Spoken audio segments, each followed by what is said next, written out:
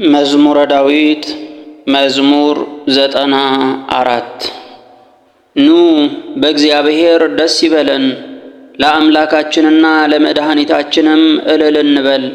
በእምነት ወደፊቱ እንድረስ፣ በዝማሬም ለእርሱ እልል እንበል።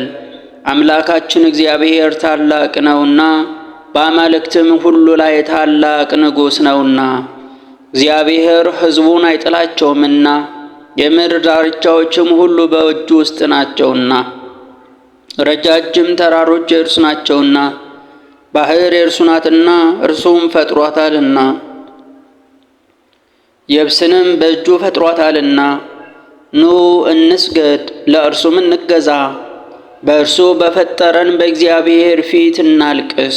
እርሱ አምላካችን ነውና፣ እኛ ግን ሕዝቡ የማሰማሪያውም በጎች ነን።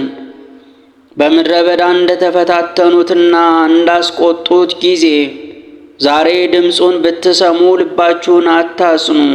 የተፈታተኑኝ አባቶቻችሁ ፈተኑኝ፣ ሥራዬንም አዩ። ይችን ትውልድ 40 ዓመታት ተቆጥቻት ነበር።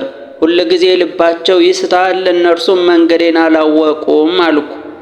ወደ ዕረፍቴም እንዳይገቡ በቁጣዬም አልኩ።